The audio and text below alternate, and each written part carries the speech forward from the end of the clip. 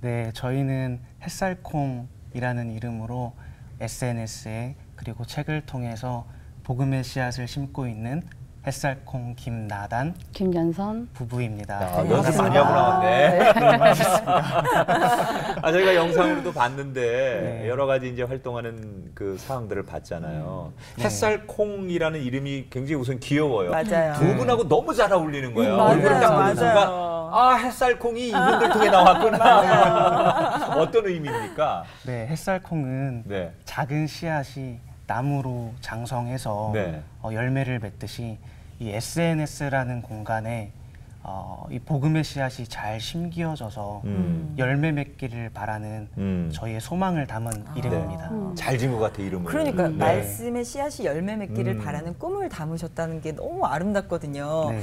이 햇살콩 구체적으로 좀 어떤 컨텐츠를 담고 있는 건가요? 저희 복음의 메시지를 네. 글과 캘리그라피를 통해서 하나의 작품으로 만들고 네. 있어요. 그래서 아침 저녁으로 복음의 메시지를 나누고 있습니다. 저희는 이 SNS라는 공간이 복음이 정말로 필요한 공간이라고 생각을 합니다.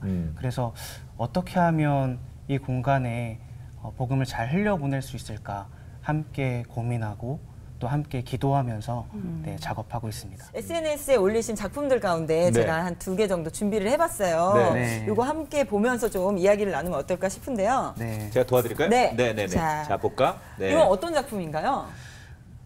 네, 뭐뭐 할 때가 뭐뭐 할 때입니다라고 되어 있죠. 네. 근데 우리는 하나님의 때를 기다린다라는 말을 많이 하는 것 같아요.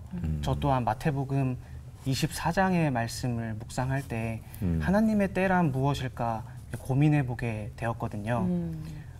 이 하나님의 때를 잘 기다려야 될 테인데 많은 크리스찬들이 눈에 보이는 상황과 문제에 잠식되어서 하나님을 바라보지 못하는 그런 경우들을 보게 되고 우리 끝까지 우리와 함께 하신 하나님을 신뢰하자.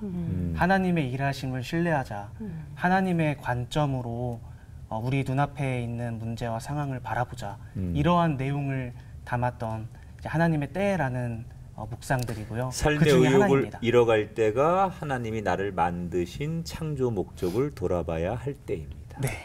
그럼 이 삶의 의욕을 잃어갈 때라는 건 어떤 것들을 이야기하시는 건가요? 네. 아무런 의욕도 없고 네. 목적도 잃어버린 그 상황 가운데 하나님의 관점으로 한번 바라보자. 그렇죠. 그때 뭐가 필요할까? 네.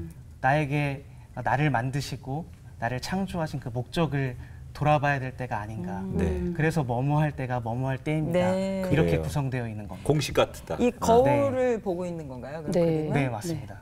본인 모습을 바라보고 있는 거. 그래요. 네. 자, 두 번째 작품 한번 볼까요? 이 작품은 네. 또 색깔이 좀 다르네요.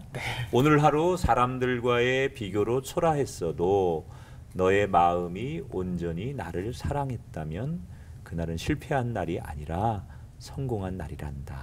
이렇게 격려하고 따뜻한 그러게요. 메시지. 네. 이건 어떤 겁니까? 따뜻한 그림이잖아요. 네네. 세상에서 많은 젊은이들이 사랑과 위로를 찾으려고 하는 것 같아요. 근데 진정한 사랑과 위로와 생명은 우리 주님께로부터 있는 거잖아요.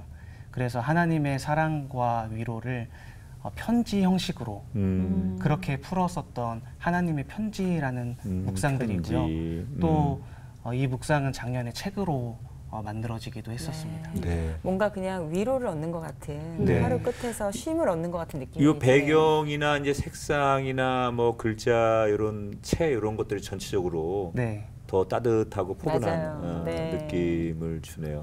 처음에 어떻게 하다 이 일을 해야겠다라고 마음을 먹으셨는지 좀 하나님께서 어떤 마음들을 좀 부어주신 건가요? 이 SNS라는 공간을 하나님께서 저에게는 선교지로 보여주셨던 것 같아요. 네. 저희가 SNS를 통해서 수많은 정보들을 접하는데 복음의 메시지에 관한 전 내용들은 너무 부족하다고 느꼈었거든요. 네. 그래서 내가 작은 달란트지만 캘리그라피를 통해서 그리고 그림을 통해서 복음의 메시지를 심어야겠다라는 마음을 갖게 됐고 하나님께서 부어주시는 마음에 순종해서 네, 지금까지 오게 됐습니다. 네. 아니 정말 지금 말씀하신 것처럼 이렇게 힘들 때도 있으시지만 반대로 굉장히 보람될 때도 많으실 것 같아요. 네, 정말 언제쯤 많아요. 가장 네, 보람되세요? 너무 많아요. 네. 사실 매일 보람을 느끼고 있고요. 네. 저희가 게시물을 올린다고 해서 그게 끝이 아니거든요.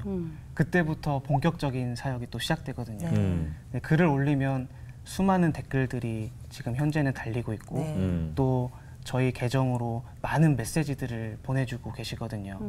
그럼 그 한 사람 한 사람을 정말 주님의 마음으로 대하고 또 기도하고 블레싱하는 시간을 저희가 갖고 있거든요. 네. 그래서 때로는 독자들이 이런 피드백을 해주실 때마다 정말 기쁘고 보람돼요. 올려주시는 이 말씀을 통해서 정말 큰 위로함을 받았다. 하나님의 사랑을 알게 됐습니다. 감사합니다. 이러한 피드백을 받을 때마다 작은 통로로 사용해 주시는 하나님께 정말 감사하고 그렇죠. 뿌리는 거는 저희지만 물 주시고 열매 맺게 하시는 거는 하나님이시구나. 네, 참 감사하고 있습니다. 여러 이렇게 피드백 중에 기억에 남는 분도 있을 것 같아요. 네. 어떤 분들 기억에 남으세요? 한 가정에서 네. 저희가 흘려보낸 말씀을 이렇게 손글씨로 써서 어머니와 7살 된 딸 아이와 함께 적는 그 사진을 보내주셨어요.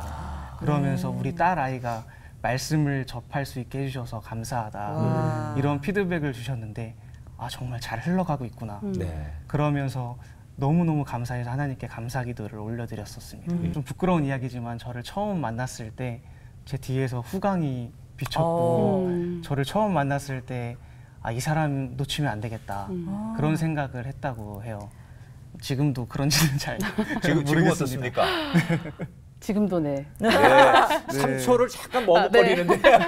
의미가 없었어 지금. 지금도 네. 네, 네, 네. 그때 당시 제가 이제 감리교 신학대학교 4학년에 네. 재학 중이었고 제 아내는 아세아 연합신학대학교를 졸업하고 네. 한 상담센터에서 일을 하는 중이었어요. 예. 그래서 1년 반 동안의 교제하는 시간을 가져서 2015년도에 제가 26살 때 또 아내는 25살 때 이렇게 결혼을 하게 되었습니다. 와. 어. 26, 25이면 사실 굉장히 어린 나이고 이제 막 사회 초년생 같은 그런 상황이셨을 텐데 그때 가정을 꾸린다고 생각했을 때 좀 두려운 마음들은 없으셨어요?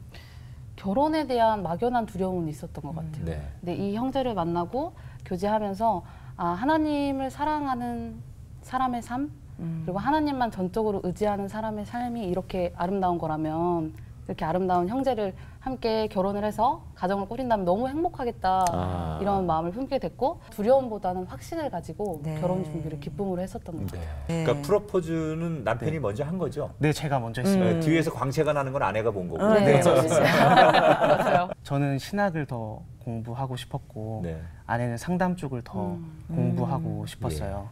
그래서 저희가 학비가 없다 보니까 선교 훈련생이 되면 좋겠다. 네. 그래서 호주에 있는 한 신학교에 연결이 되었고 또 순적하게 비자도 받을 수 있었어요. 네. 근데 제가 학교 기숙사에서 기도를 하고 있는데 제 마음속에 이런 마음이 자꾸만 들었습니다. 빚을 먼저 갚아라. 아, 네. 빚을. 네, 빚을 네. 먼저 갚아라라는 마음이 계속해서 들었어요. 처가에 들어가서 아내가 어렸을 때부터 자란 그 2평짜리 방에서 네, 신혼을 시작했습니다. 그리고 제가 신학교를 졸업하고 이제 이사심 센터에서 네, 일을 시작하게 되었어요. 네. 사실 신학교를 졸업하면 더 공부를 하든지 아니면 뭐 사역을 하든지 해야 되는데 이사짐 센터는 전혀 신학생과 관계가 없는 곳에서 네. 다시 첫 발을 내디뎌 보셨어요. 처음 일하다 보니까 같이 일하는 형들과 손발이 안 맞았고요. 그래서 집에 돌아와 보면 어딘가 몸에 상처가 나 있고 그랬었어요. 매일 제일 싫어하는 담배 냄새를 맡았어야 됐고 네. 아침 일찍 출근해서 밤 늦게 들어올 때도 너무 많았던 것 같아요. 불평할 것 투성인 그런 환경이었던 것 네. 같아요. 그래서 너무 몸이 힘든 날에는 그냥 다 포기해버리고 싶다 이런 생각들도 많이 들었었습니다.